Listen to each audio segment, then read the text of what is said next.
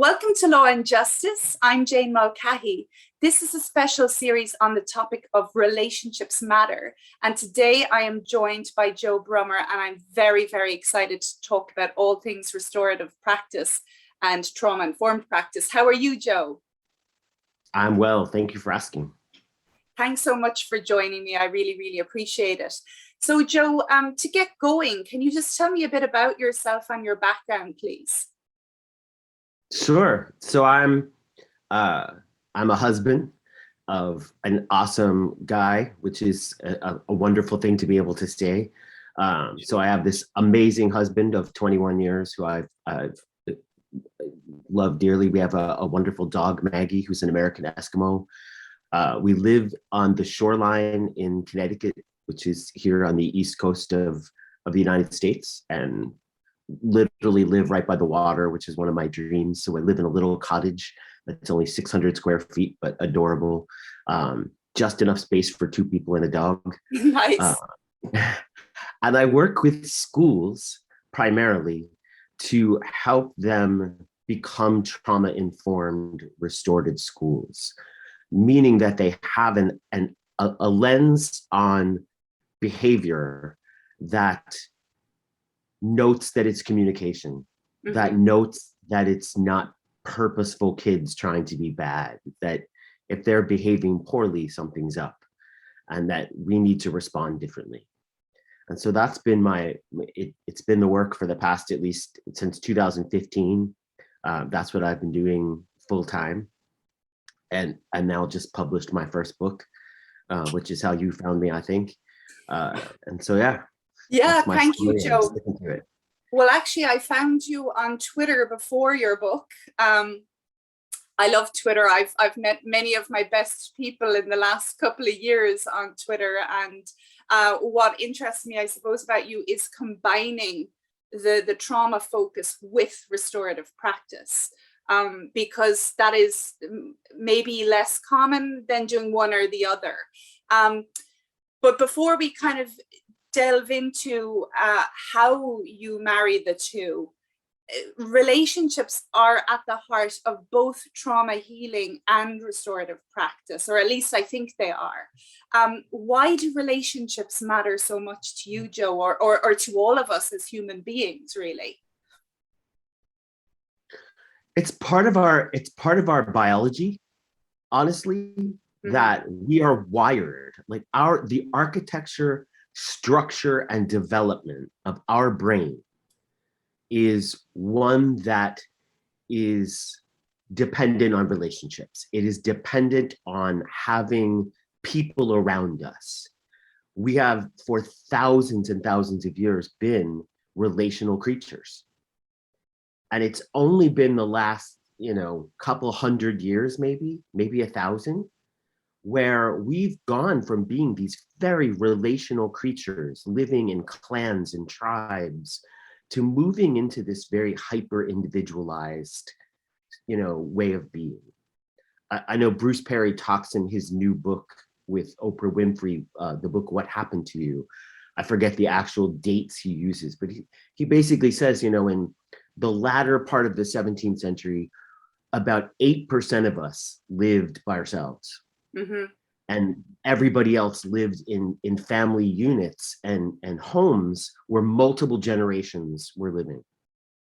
Now, in 2021, those numbers appear to be reversed, right, where the vast majority of us are living in one-person, two-person households, and multi-generational families are less common.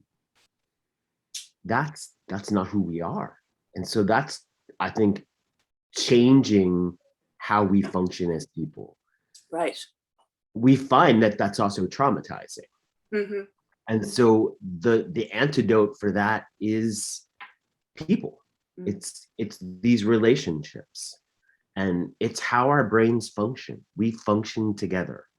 We are safer together. We feel more creative together.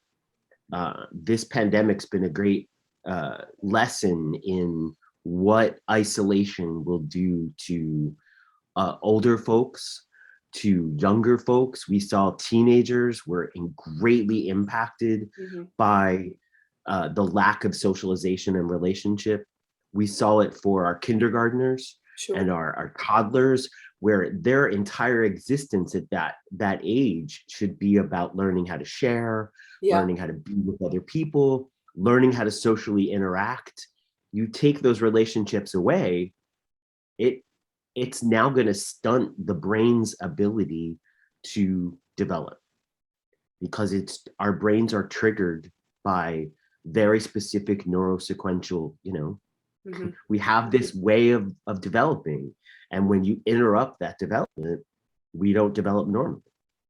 We end up getting wired for protection and not wired for socialization and enjoyment. And the strange thing, I suppose, for me as an adult, and having some understanding of trauma and the importance of attachment and connection in advance of the pandemic, was just to realize that when we're told as well, it's unsafe to be around one another, how then we did all have to necessarily go into survival mode to keep one another safe, to keep ourselves safe. But that over time, that makes it hard then to get back into easeful social interactions. Do you think there's going to be a bit of an adjustment for many of us in this regard? I know in the States it's a bit different because some places have been more open than others throughout the pandemic. But do you think a general level of kind of a combination of excitement maybe, and also then fear being in large gatherings, is actually quite a normal response to what we've been through? Yeah, I think, I can't speak for the rest of the world, and I haven't really seen any science on what this is, globally done to us. I can say from my own experience, going from being locked up in my house with a commute to work that meant walking from the kitchen to my computer. This has been pretty easy. But I also found myself, I felt like I was out of practice being around people. And now that, at least in the state that I'm in, we have really low numbers. The majority of people are either wearing masks or vaccinated. And so now that we're all starting to get back in the same room with each other, I could tell you I seriously felt out of practice from just being around people. But I noticed also that when I was around a lot of people, that my nervous system seemed out of whack. That I was a little more edgy and a little less people oriented. I felt like I was just out of practice of being around people. And I'm sure some of the first trainings and workshops that I ran were probably not as good as, things I've done in the past, where I was just in the flow of being around people. But even just reading social cues and things like that, I feel like I was a little out of practice. And I've heard other people describe similar, experiences. And so, what that will look like in a couple of years when scientists and researchers have really looked at what are the impacts here and what can we measure? And I think even on a small term of what we can just measure from our own, senses, I think this has changed us. For some people, this has been amazing. To slow down, to really just stay within your tight little unit of, family. This has been amazing. And then for other people, I think, this has been detrimental. Well, it's just the length of time as well. I mean, I found the first period of lockdown not so bad, but as it drug on and we went back in and back out, it's also the thing about humans, we like to feel we can control some things. Isn't that right, Joe? And when we feel there's nothing, that everything is outside of our control, that is also deeply unsettling. But it's not even, I think I would even go further than to say that we like being in control. I think feeling like we have agency, autonomy, and can have some say and control in what happens to us is a vital part of our sense of safety. That I have choice. I have, that's like a William Glasser idea, that, we have choice over what happens to us. And I think in the circumstances of a pandemic, but even in circumstances of trauma in general, when people become traumatized an element of that trauma and why it is so detrimental to just our soul is that we feel like we have no say, no control in what's happening in our life, that these things are happening to us and not with us. And that becomes part of what is traumatizing. And when that happens to children, they have no coping, they have no skill set to handle that, they need adults to get them through that. And for adults, we need each other to get us through that. And without that relationship network to support us, it can be fairly traumatizing and detrimental to people. Yeah. So I recently read your wonderful book, Building a Trauma-Informed Restorative School Skills and Approaches for Improving Culture and Behavior. Highly recommend it, folks. Super, super interesting and enjoyable. How did you become interested in trauma, Joe, and restorative practice? Did one come before the other, or did you kind of fall into both at the same time? So my journey into a lot of this work started when I was about 20 years old. I was unfortunately the victim of a fairly serious gay bashing, where I literally was jumped and beaten up by a gang of guys who did not like gay people. And the years following that were a little, tipsy-turvy, whatever you want to call that, where, I was somewhere lost in between trying to just dull out the pain or embarrassment that caused me and just keep moving. And unfortunately, that meant not making the best choices in my life. Right. And also, when also really wanting to understand why people do what they do. Okay. And why violence. I was a kid that grew up listening to John Lennon and the peace movement of the 60s and when I was a little kid, those were just things that were on my radar. And so I was into this idea that we could get along if we wanted to. And so I had to struggle with why anybody would want to hurt someone else simply because of who they love, or simply because I don't like the color of your skin, or I don't like the way you dress, or really that's a reason to kill someone. And so I as part of my own healing, I needed to wrestle with these ideas. And so my 20s were kind of spent trying to make sense of those things. And then when I turned 30, I was unfortunately the victim of a second gay bashing. This time I was body slammed to the ground while leaving a downtown nightclub, while these people ran away yelling nasty things about gay people. And my friends ran after the guys who did this, except they sort of let them go when they realized I was on the ground and not getting up. And so when I did finally wake up, it was, on the pavement in the road, and I have this circle of people around me and flashing lights, and it was a little crazy. And I couldn't remember anything that had happened for a day beforehand. Wow. And that fascinated me, that an entire chunk of time could literally be erased from my memory. And it is now 21 years later, and I still remember pretty much nothing. That fascinates me, that you can just have parts of your memory, wiped out. And so during my early 30s, I happened to work as an assistant training director and a community organizer for people living with severe and persistent mental illness. And part of my work was planning trainings, many of which were about trauma and the effects of trauma on mental health and the effects of trauma on development. And I wasn't taking the trainings, but I organized them and would sit in the back of the room and listen. And what it also meant that I listened to some of the same workshops and trainings, over the course of 6 or 7 years, I listened to them over and over and over. And so the information was sort of embedded in my head. And about midway through that, I took a class to become a volunteer mediator. And I was fascinated by conflict resolution, mediation, how do we get people to get along? an alternative to violence. Like all this made sense. And I was invited as a victim advocate to serve on a juvenile restorative justice advisory panel for a restorative justice program. And I was like, all right, what's this all about? Like I'd heard about restorative justice, but I wasn't really sure what it was. Mm-hmm. And so I was actually going to get trained to be a victim offender mediator. Right. All right, well, I'll do that. And so I sat through the training. It was like 3 or 4 days. And I'd already been mediating in the court. And so I had an idea how mediation worked, but I was like, how do you mediate when 2 people have like seriously hurt each other?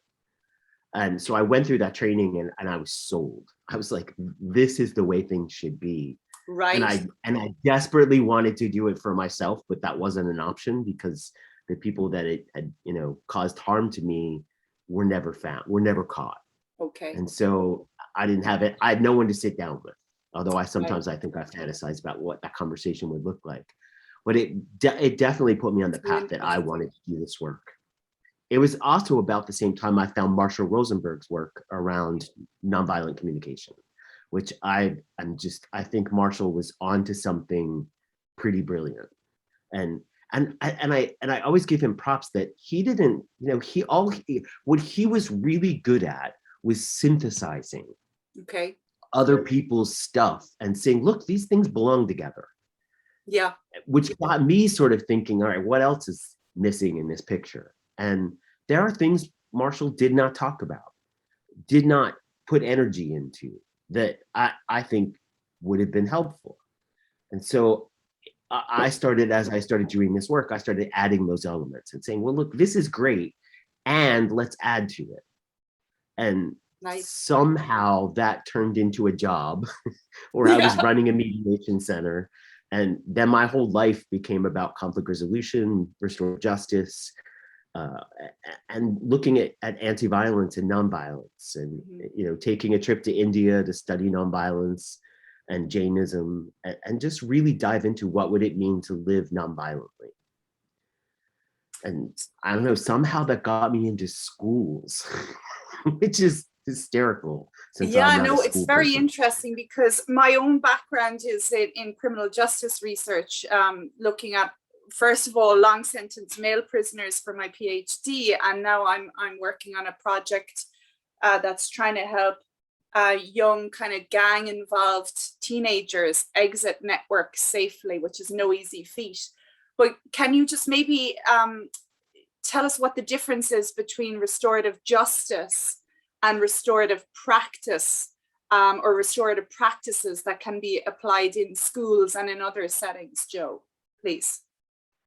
So when you ask this question, I suppose to different people, they're going to give you different answers. Mm-hmm. And I think the answer that most people agree on in the field is that restorative practices are what happen in schools. Okay. And restorative justice is what happens in courts. Okay. And I am a fan of saying BS to all of that. Like these are just words. It's words. That's what it is. We get hung up on what we call stuff. Is it restorative practice or restorative justice? Is it trauma informed or trauma aware? At the end of the day, who cares? Like, yes, that stuff is important, but not with the energy we put onto it. Mm-hmm. And so now we have dozens of people walking around going, what is the difference between these things? And at the heart of them, this is heart work, and your heart doesn't care what you call it. Your heart just says do it. And so, there's this idea, it's like, I remember I was in a circle with Eric Butler from Restorative Justice on the Rise and Oakland, California fame, and from the movie Circles. And this question was asked of Eric. They said, what is the difference between restorative justice and restorative practices? And Eric's answer was just priceless. He's like, words. Okay. That's the difference, words. Mm-hmm. At the end of the day, this is a way of being. It's a way of seeing the world. And whether you call it a practice, whether you call it justice, I stopped using a differential between restorative practice and restorative justice. When I was in a workshop at a conference for the National Association for Community and Restorative Justice, NACRJ, one of the larger organizations here doing restorative justice work. Mm-hmm. And this conversation was part of the workshop between restorative practices and restorative justice. And this question pops up all the time. And a young Black woman, when asked this question, what is the difference between restorative practices and restorative justice? This young woman stood up and said, well, the only reason they do this is because they don't believe children deserve justice. Apparently children get practices, but adults get justice. Oh, And interesting. that stuck with me. I was like, wow, that my heart was like kicked. And so ever since I heard her say that, I was like, it made me question is like, why is it, why do we have something different for children than we do adults? Like, are children not deserving of justice? They get a practice. Or is it that we don't want criminal justice language with children? Why aren't we teaching children what justice is about? Oh, I don't know, as early as possible. Sure. And so I am of this school of thought, which I might be, you know, in a small group of people that just think this idea that there's some difference between restorative practices and restorative justice. The only people that are thinking that way are people that see this as an academic adventure. Yes. As opposed to a way of being and practicing life. So much of this work is derived from indigenous practices of tribes and people who've been around for 200,000 years. Mm-hmm. Human beings in our current form have been around for about 200,000 years in this, you know, sort of format. And in that 200,000 years, we didn't have court systems.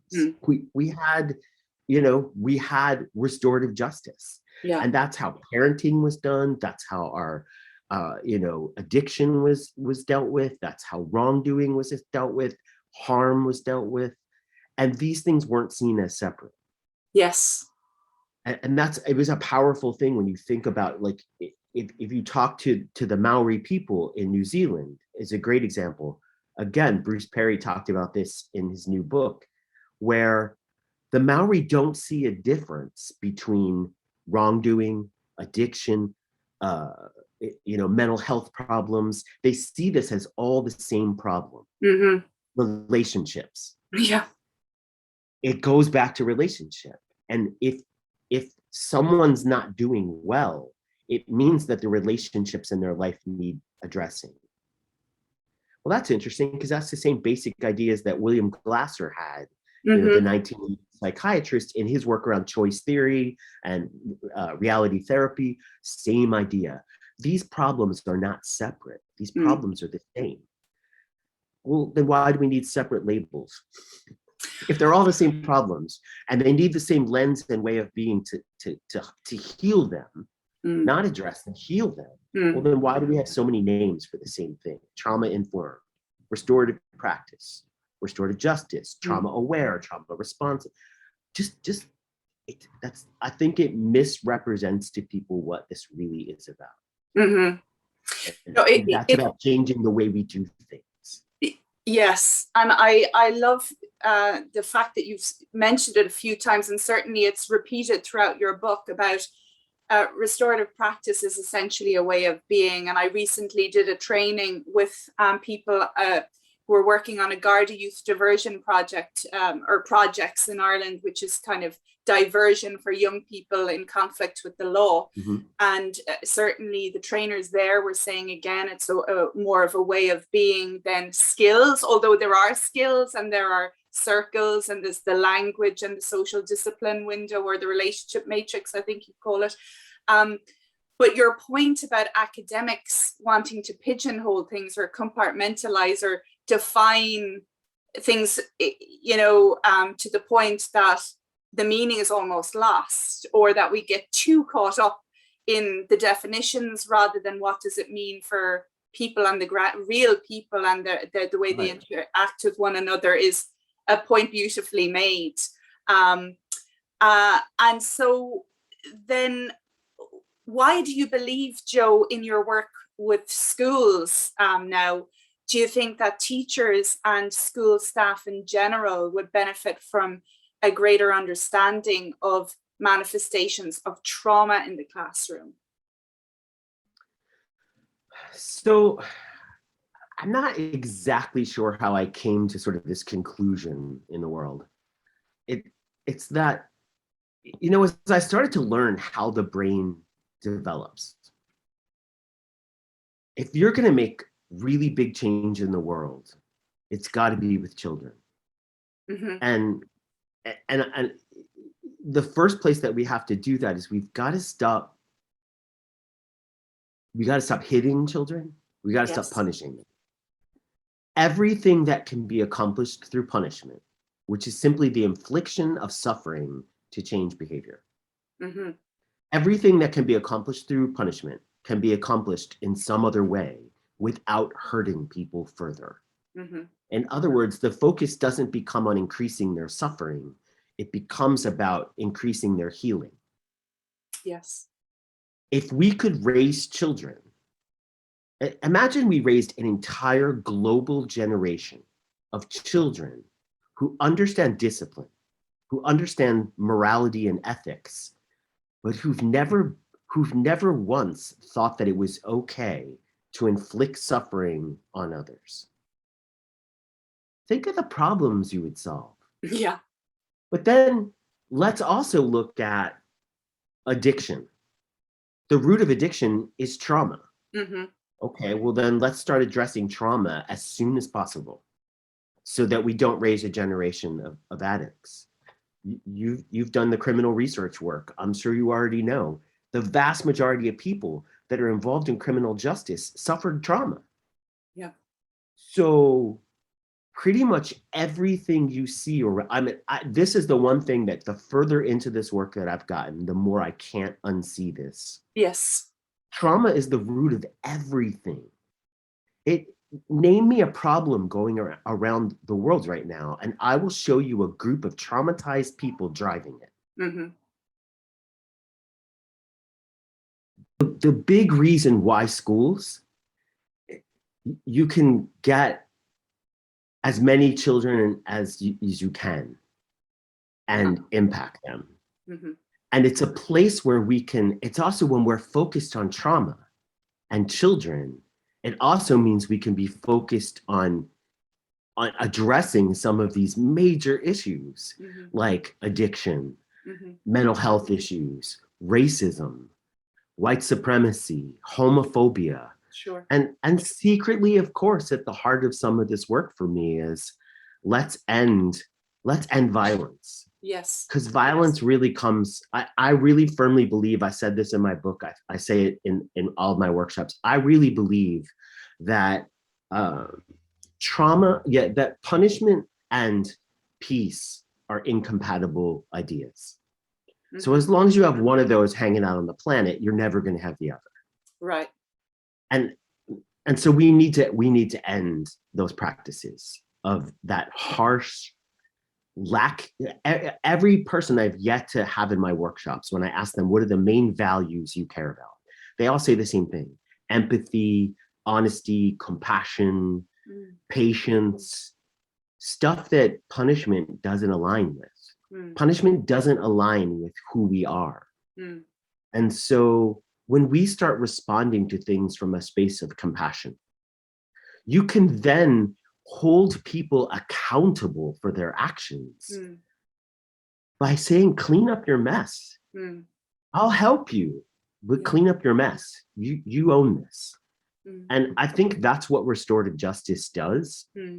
And so when you put restorative justice and trauma informed in the same sort of like scale, they balance each other in the sense that restorative justice is based in the idea that we are inherently connected.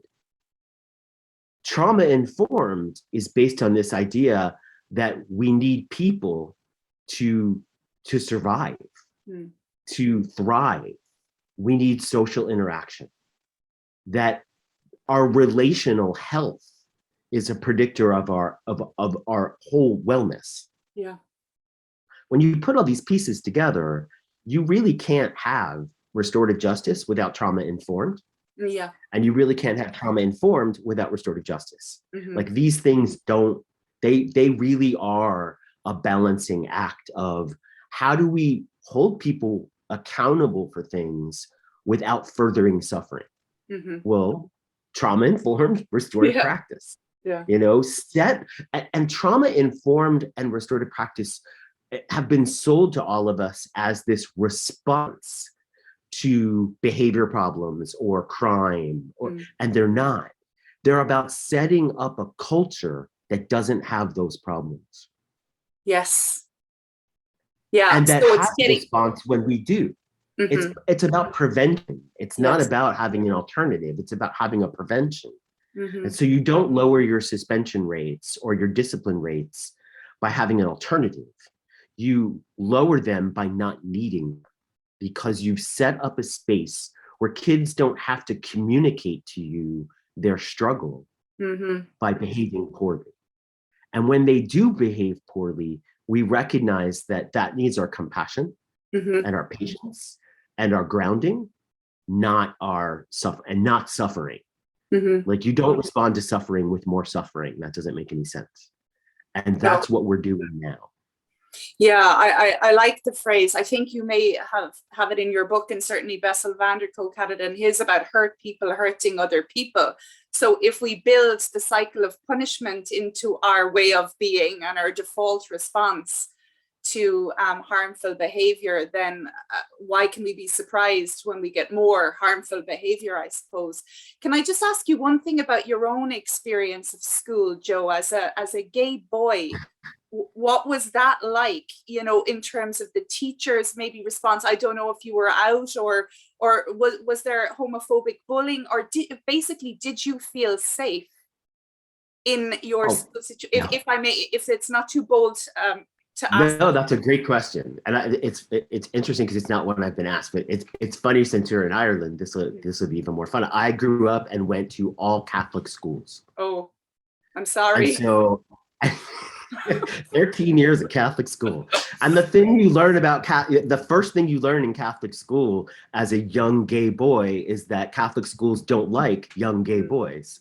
And so I think in between getting really relentlessly and viciously bullied, I also had this messaging going around from the church telling me how I'm going to go to hell, and that I'm a bad person, and that the church doesn't support me, and that I become this little demon person.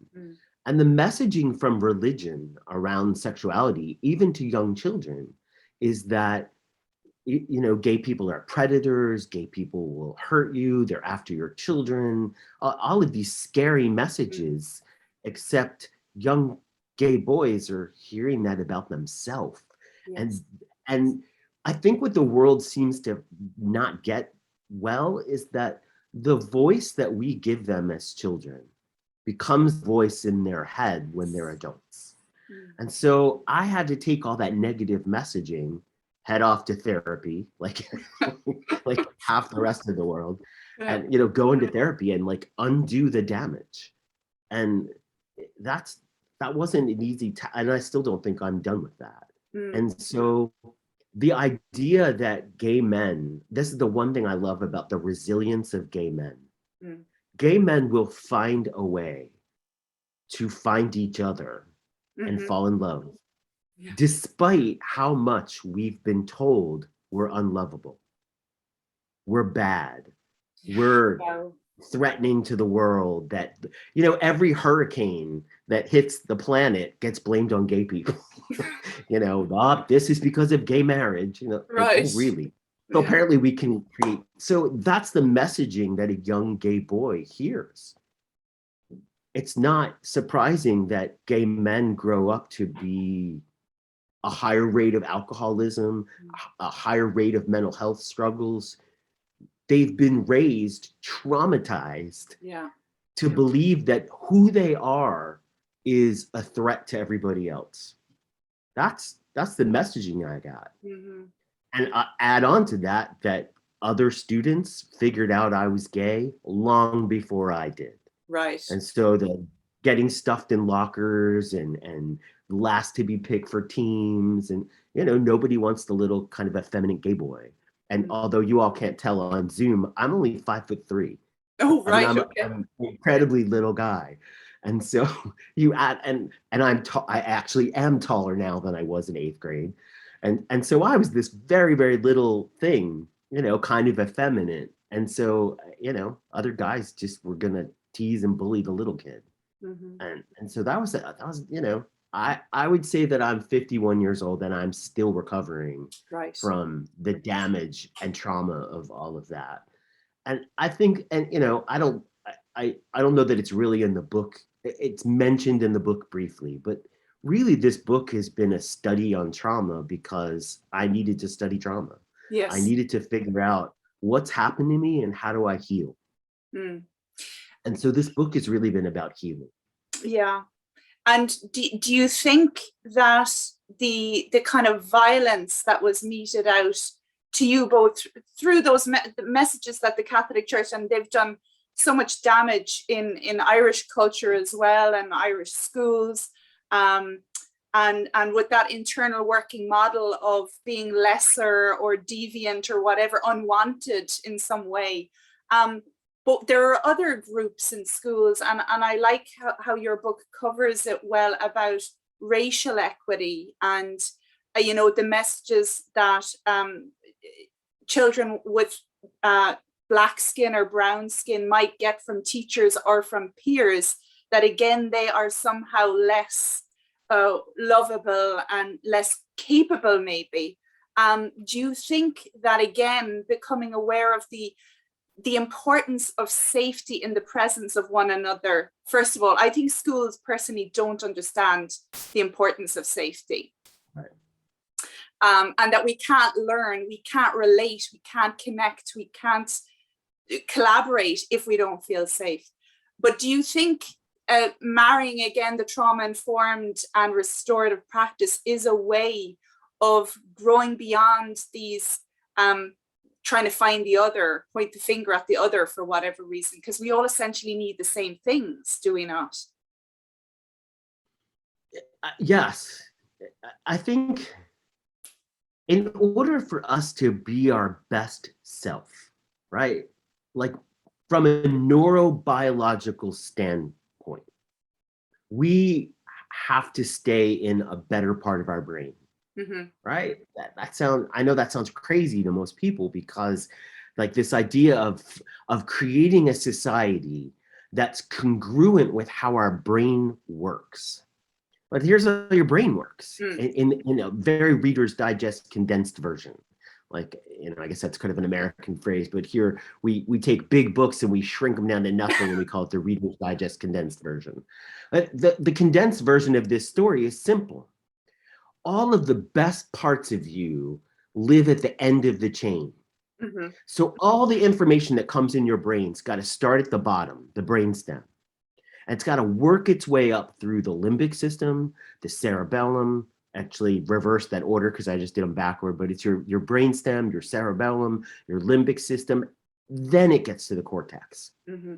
Any place along the way that can get tripped up by emotional memory, body memory of the traumas that happened to us previously. And so your belief system, your logic, your reasoning, all the best parts of a human live at the end of the chain. If we keep getting tripped up on the stuff that happened to us beforehand, preventing the access to that cortex, we can't be our best self. Mm. We're dysregulated.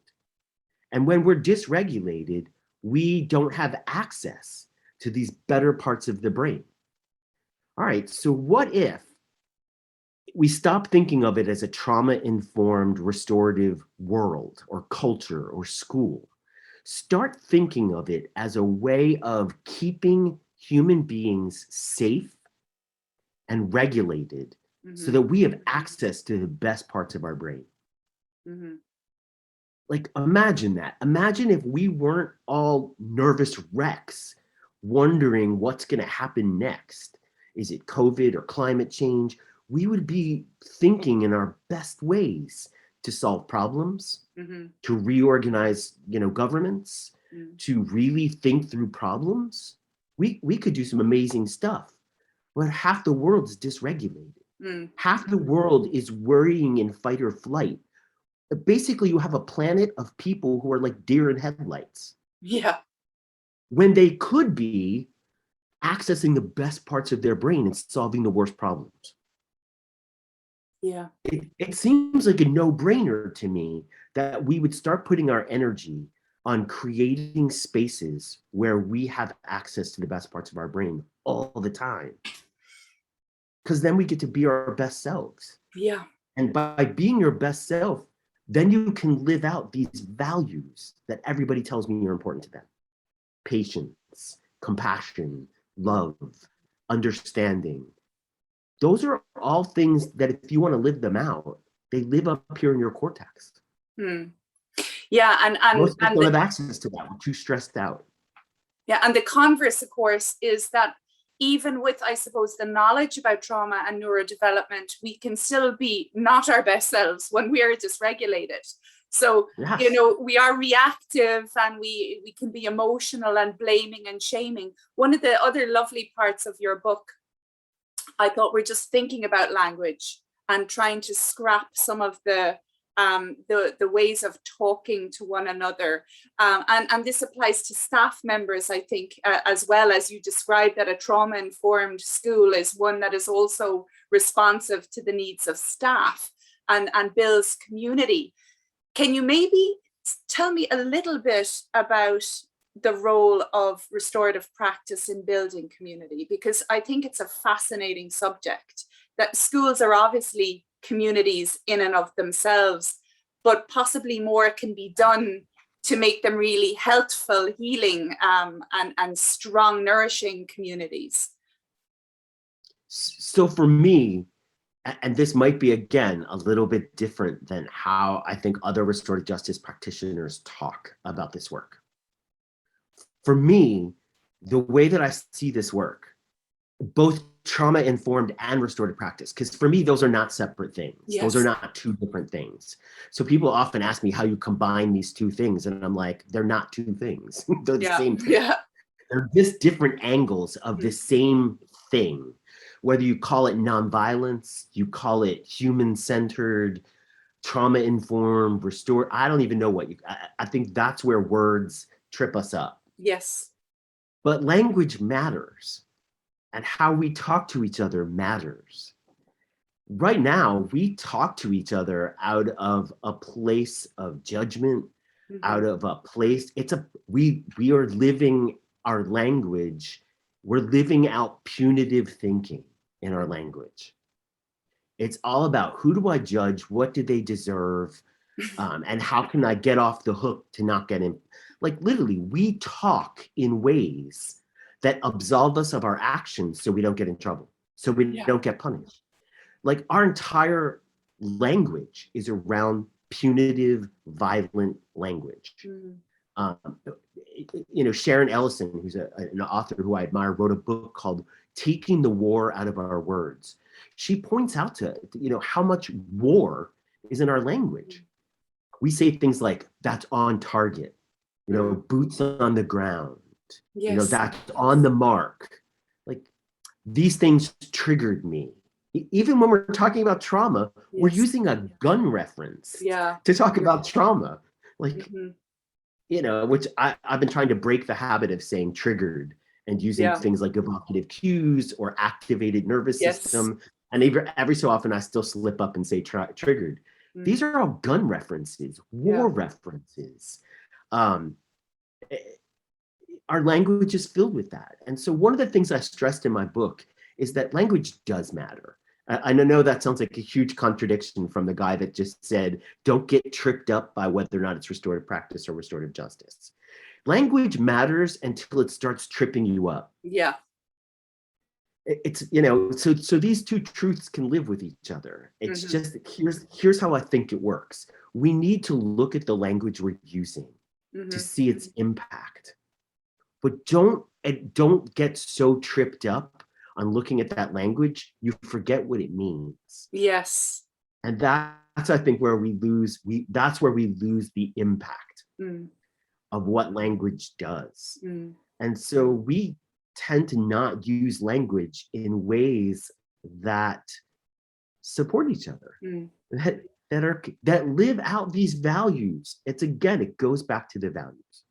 So if we use language, we use restorative justice to build communities, we're basically just returning to the indigenous ways of thinking and being that we used to have 150,000 years ago. Yeah.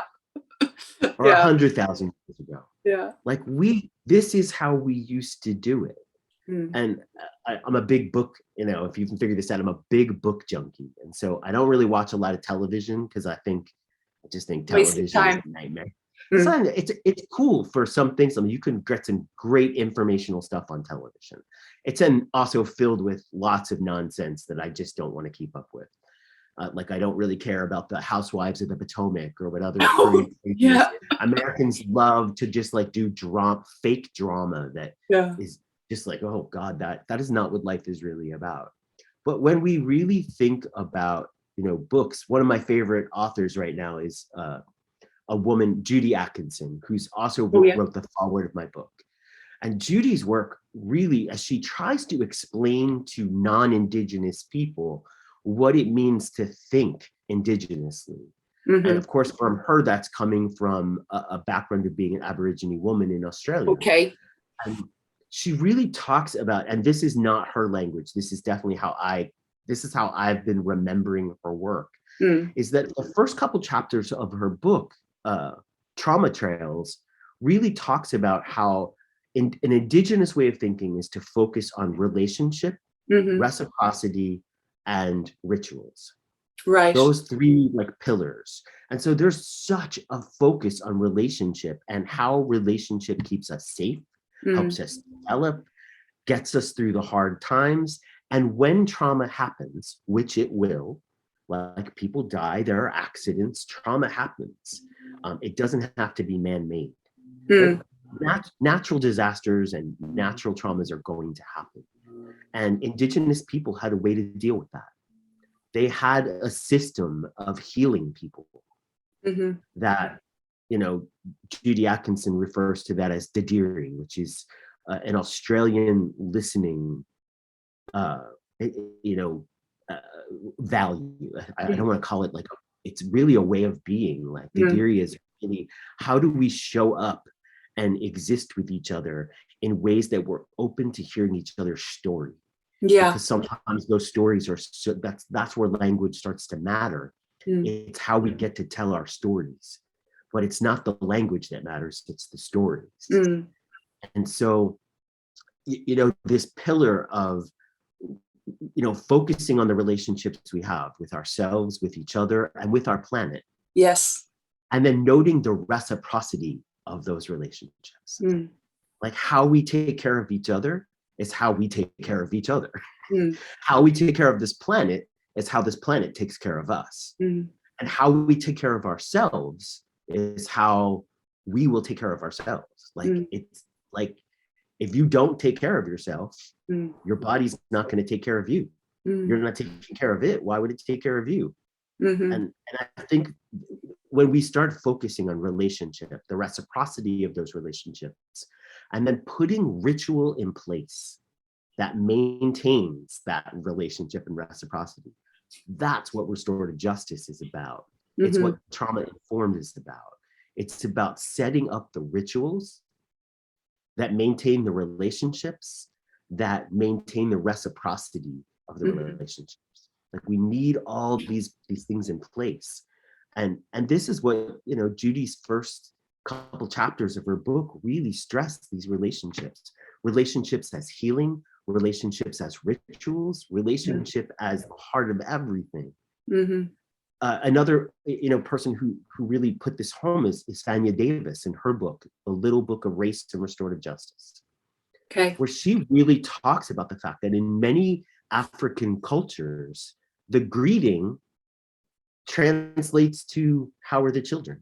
Yeah, I've read that a few times. It's beautiful. It's a beautiful, beautiful greeting. Namaste, is a greeting that recognizes our uh, our relationship to each other. When you say namaste, it's basically the divinity in me recognizes the divinity in you, and vice versa. Mm. It's not just hi, how are you? Yeah. It's the first thing out of your mouth is I recognize your humanity. Yeah. I recognize you have a family. I recognize that we're a community. Like that's the greetings that we have for each other. Where here in most Western culture, we have no such thing in place. Where the first thing out of our mouth recognizes the humanity of someone else. Yeah, one of the things that has dawned on me over the last few years, since I've read more and more about how the Indigenous practices around relationship, and just even things like drumming and dance and storytelling, that Westerners might kind of think are a bit old-fashioned or whatever, not very advanced. They're actually so much better for our nervous system and for our health and well-being, and that we might be slowly turning around to kind of recognizing that we've come so far, maybe in terms of IT and well, capitalism, if that's a positive. But we've sacrificed a lot, and you mentioned our connection to the planet as well, and the alienation from so many important things about ourselves. If I, because I know I've taken an awful lot of your time now, Joe, because I got distracted with extra questions in between, but just on the kind of the crime angle, so some of the young people obviously in our project left school early, as is typical. Most of them, in fact, were very early school leavers, and I think it's the same the world over, that school is often not a happy place for children and young people who end up committing offending behavior, and this school to prison pipeline. Do you think in the traditional model, where there is no knowledge of trauma and restorative practice, that these kids feel kind of safe, secure, and loved and heard and seen, or do you think that there is some lack of safety there that kind of propels them out, or is it just a very complex question? Well, I think it's complex in the sense that there are multiple sides to this. So one, we often think of trauma. We're trying to create a school that's trauma informed, so kids can deal with that stuff at home that they're bringing to school, but that's not really how that works. Really, school for many kids is the source of their trauma. Home is fine. It's when they get to school that it all goes downhill, because school squashes your spirit. Schools, Ken Robinson's book, The Element, talked about how schools just crush creativity, because school is about conforming to, a way of thinking, rather than allowing people to just explore, which is what education should be about, and it was meant to be about. But schools and education aren't the same thing. Yeah. And right, so we tend to think of, like, you go to school to get an education. You can get an education in places that aren't school, but also that school can also be the source of trauma. And so for many of our kids that are dropping out of school, school's not a safe place. School is the source of their trauma. And if home is also a source of trauma, then, where's safe? Yes, where is Where safe? Yeah. So I know that was my experience growing up, is that, I grew up in a house with a mom who was explosive. Like, you never knew when she was going to just snap from happy, cheery mom to you're about to get a beating. Okay. And there's never any warning. And so home wasn't a safe place. I was always on edge. And then I would go to school and have to stay really vigilant so bullies wouldn't mess with me, or teachers wouldn't yell. I mean, I had Catholic school teachers, they still could hit you. And there existed very few safe places. I would find them with my friends, or, like lots of young boys, I built forts to stay safe. It's like I needed my own little space. But think about that. If you're a student going to school, home isn't a place you can be. You don't feel safe. School isn't a place you could be. You don't feel safe. Exactly where do those kids get to access the better part of their brain? They're going to seek, the body seeks out safety. The body seeks out well-being. Mm-hmm. It seeks out homeostasis. It wants things to be better. Yeah. And so if school isn't working and home isn't working, there's a good chance kids are going to go find a place. If the only place where they're going to find relationships and validation and love is a gang, yeah, that's where they're going. Yeah. And so if you want to, so again, it's like everything else we talked about earlier. If you want to solve the drug problem, solve the trauma problem. Yeah. If you want to solve the gang problem, solve the trauma problem. If you want to prevent war, solve the trauma problem. I mean, really, this isn't, everybody makes this seem like, oh my God, world peace is so complicated. Actually, it's not. Just solve the trauma problem. Now that's complicated. But world peace is easy. Solve the trauma problem. Because happy, well-adjusted people don't blow up buildings. Happy, well-adjusted people don't start wars. Happy, well-adjusted people that learned how to love themselves don't do viciously horrible things unless they were born with a brain that is broken, which is not their fault and still deserve our compassion. We don't have that world right now. No. We have a world where people are just punished for being who they are. We have a world where people who are literally sick and who have brains that are not working properly are, I don't know, elected president. Yeah. You know, people who lack empathy and people who are in these circumstances are being celebrated, while the opposite values that we all say we care about are then ignored. I'm a little puzzled on how that works. Me too. And so if we want to get, again, the kids who are in gangs, kids who are dropping out of school, they're dropping out because school is not giving them the things that they need.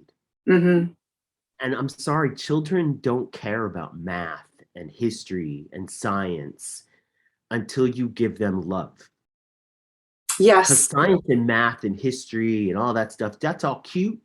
But if all I'm thinking about is whether or not I exist in a world that wants me, none of that stuff's important. And is that something that teachers and school staff in general are comfortable with, like being loving and being loving to children and staff who maybe are manifesting trauma symptoms or behaviors? Yes, I think a lot of teachers got into teaching because they love the subject they teach. Okay. They're like, I teach math. No, you teach children math. And I don't ever want to slam. I love teachers. I really do. Yeah.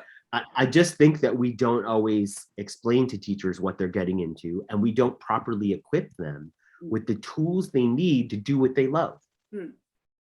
And so we also don't address the fact that our teachers got traumatized as children. Sure. And are now in school systems that are re-traumatizing them.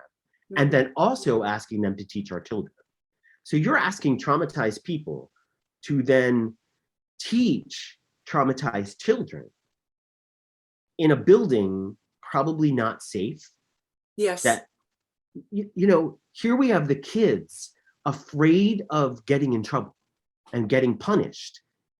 And they're being taught by a teacher who's afraid of getting punished for not teaching properly.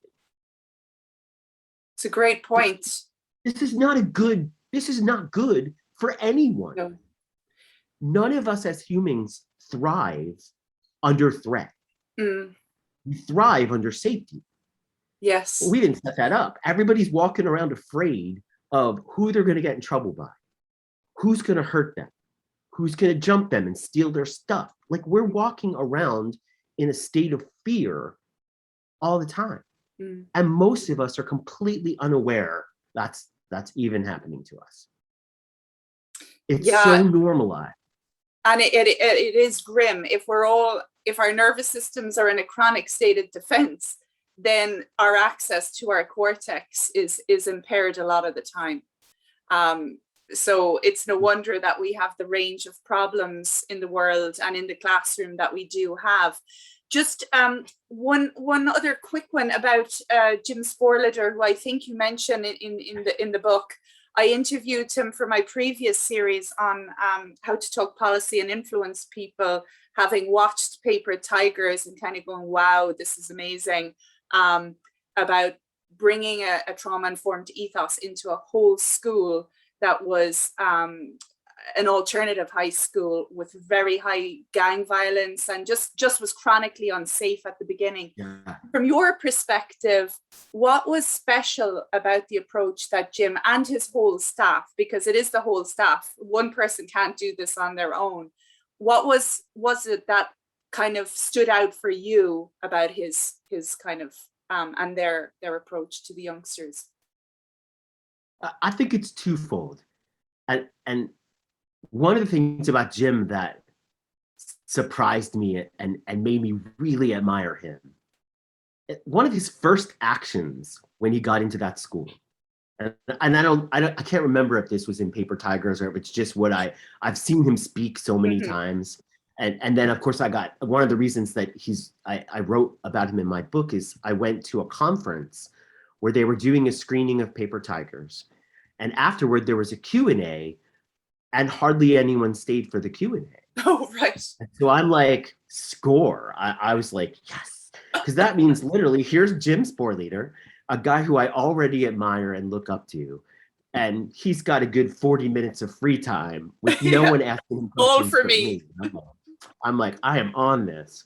And so, one of the things that, we talked about, and I don't remember when he told me this, it might have been just part of his talk, because he did do a presentation, but then after there wasn't a lot of questions. And one of those things he talks about is that the first thing he did when he got that school is take the bars off the windows. He's like, schools should not have bars on the windows. And are we afraid of somebody getting into the school, or are we afraid of the kids getting out? Yeah. But this was a school, this was an alternative school for the kids that basically were one step away from jail. And by that one step, we already have the bars on the windows. Yeah, and that was the first thing he did. He took the bars off the windows and said to the kids, you know what? I trust you. Yes. And yeah, he had to deal with the repercussions of some kids that took advantage of that because they needed to see what their ground was. That's fine. But that was a bold move to look at the kids and say, you are just kids. And anything you do, I got you. I'm going to handle it. That was amazing. That was a really bold first step. His second thing that I admire, that he and his staff prioritized exactly what we've been talking about this whole time. Relationship. They prioritize relationships. They prioritized the well-being of a student before they bothered with whether or not they were learning anything. Yes. And what's interesting about children, and we've seen over and over and over again in the research, in the stories, in the movies, and we saw it in Paper Tigers. For every child that Jim stopped worrying about whether or not they were learning academics and started taking care of their well-being, do you have a place to sleep tonight? Are your clothes clean? Do you need just to use some laundry? Do you have food? I noticed that you're high again. Yeah. Could we talk about that? Yeah. Like when he focused on their well-being first, their academics thrived. Yes. Like, yes, kids will learn. Kids love to learn. That's the brain is wired to learn. But if kids can't get into their cortex, and stealing a line from Rita Pearson's TED Talk, where she said, kids don't learn from people they don't like. This again, do any of us? But we always act like this is some profound rocket science. It's not rocket science. It's just common sense. Kids will learn from people that love them. Yeah. And who prove they love them. Not just somebody that has words, somebody that can do this in their actions and their well-being. At the end of the day, trauma-informed and restorative practice in school is just a way of putting love in action. That's right? beautiful. It's a way for us to say to a kid, look, all right, you just messed up. You caused harm. You hurt people. But by the way, I still love you. Mm-hmm. I'm going to be right here helping you clean up the mess you made. You're still cleaning up the mess you made. Mm-hmm. Nobody's letting them off the hook. Nobody's coddling them or rewarding bad behavior. We're just saying, I love you. Mm-hmm. You just messed up, and I need you to fix that. Mm-hmm. And by the way, I'll help you. Mm-hmm. What if our whole culture was set up like that? Yeah, what if our whole culture was just about what if our jail systems, this is Germany's jail system. I mean, I'm sure it's not as oversimplified as that, but Germany's jail system, people are put into a jail. They have access to knives and kitchens and school. American prisons look like, I don't know. I think that I really do think that sometimes we treat animals at the zoo with more care than we do people in prison. Like somehow because you messed up, we forgot about your humanity and we want you to suffer. But it's the trauma blindness of the system for sure. Doesn't help. Right.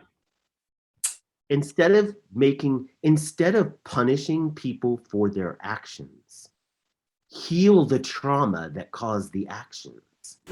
That makes a whole lot more sense. Yes. That's not what we're doing. No. And honestly, and I pull out my victim card. Like if I could sit down with the people who hurt me, that's what I want from them. Yeah. I want healing for them. I don't need you to fix what you did with me. I need you to make sure it's not going to happen to someone else. So whatever hate and hurt you got living in your body, that needs to get healed so nobody else gets hurt. I don't want you punished. I don't want you to suffer. I just need you to heal. Yeah. Because that's what's going to promise me you won't do this again. Because again, hurt people are the ones more likely to hurt other people. Especially if they're in denial probably as well, or trying to repress the pain that they've felt, that they don't digest it somehow, and that they don't have nourishing relationships around them to help with the healing. Joe, can I just ask you one final question? And it's been an absolute pleasure talking to you. Is there anything that politicians and policymakers could do to promote safe, healthy relationships in schools and beyond? Yes, like start funding schools properly. Right. You know, and prioritize differently. Like prioritize, when we prioritize children and the well-being of mothers, and we prioritize relationships. So that's just it. Make politicians trauma-informed. Right. Go back to the 3 R's. Make them focus on relationship, reciprocity, and ritual. Okay. In other words, let's set up government that fosters relationship rather than divide. I mean, I'm here in the United States where we are more divided and politically at odds than we've been in many, many years. Not the worst we've ever been. I'm pretty sure that's back at the Civil War. That was the most divided we've ever been. And so I don't want to forget my history, but we're definitely pretty polarized and probably on the verge of the next war. We could avoid that if we had politicians that prioritize relationship, that prioritize school, that prioritized how we actually maintain and promote healthy communities. But we're not doing that. We're a capitalistic society, and we're prioritizing profits. We're prioritizing. We measure the health of our communities on the stock market. Yeah. You know, instead of actually saying, is everyone fed? Is everyone safe in a home? Is everyone getting the medical and mental health care that they need to be their best self? In other words, prioritize keeping people in their cortex so that everybody gets to be the best they could be. But we don't prioritize that. We prioritize, and we think that the way you take care of everyone is to prioritize money making. Yes. If politicians prioritized relationships, the reciprocity of relationships, including our relationship with the planet, then maybe in 50 years we'll still have a planet. Mm. And indeed. Yeah. People who Indeed. prioritize relationship over profit are also people who are a little bit more concerned about whether or not they're going to have a planet to live on in 50 years, not whether or not they can make money off that planet. Yes. Well, Joe, thank you so much for sharing more than an hour with me at this stage. I've loved chatting with you, and I've learned a lot, and your book is beautiful. I loved every minute of it. So thank you for being on Relationships Matter. My guest was Joe Brummer. Thank you, and have a great day, Joe. Thanks for having me, Jane.